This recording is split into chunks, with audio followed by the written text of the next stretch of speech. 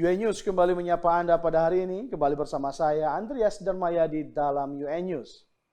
Lakukan praktek aborsi ilegal terhadap lebih dari 100 orang, 2 orang pria yang masing-masing berperan sebagai dokter gadungan dan pemasok obat yang bisa menggugurkan kandungan ditangkap petugas Sat Narkoba Polresta Bandung.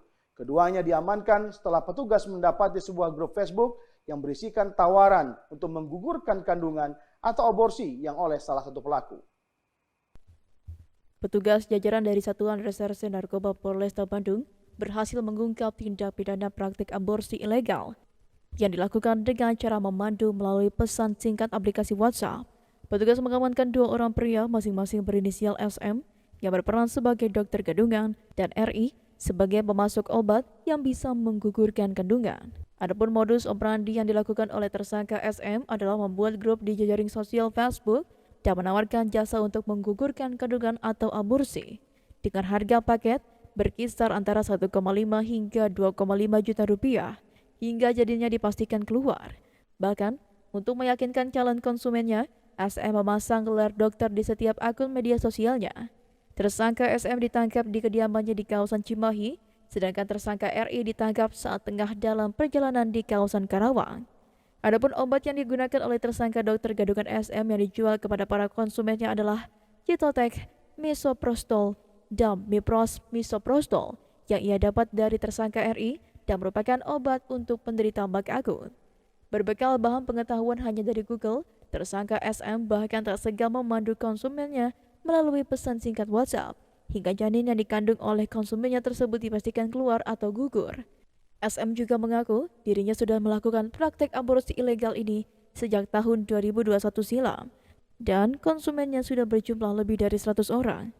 Menurut Kapolresta Bandung, Kombes Pol Kusworo yang didampingi oleh anggota Ikatan Dokter Indonesia (IDI) Kabupaten Bandung mengatakan bahwa efek samping penggunaan obat tersebut bisa sangat berbahaya, yakni cacat pada bayi jika tidak gugur, pendarahan hebat yang berakhir dengan kematian. Bandung bersama dengan Dinkes Pemkab Bandung dengan dari IDI Kabupaten Bandung melaksanakan kegiatan press conference di mana Polresta Bandung berhasil mengungkap kasus aborsi ilegal yang dilakukan oleh seseorang yang bukan dokter namun mengatasnamakan dirinya dokter dan menjual obat-obat terlarang yang seharusnya diperjualbelikan berdasarkan resep dokter. Ya.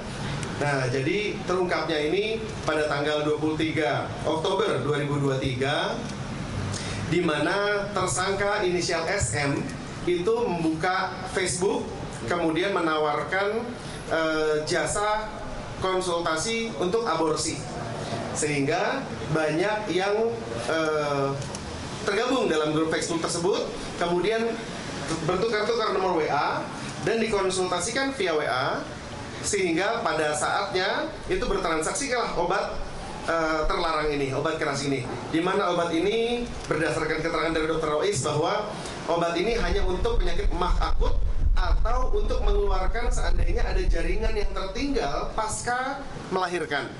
Jadi apabila sudah melahirkan, pendarahan, ternyata ada jaringan yang tersisa dalam rahim, maka mengkonsumsi obat ini untuk membersihkan jaringan tersebut.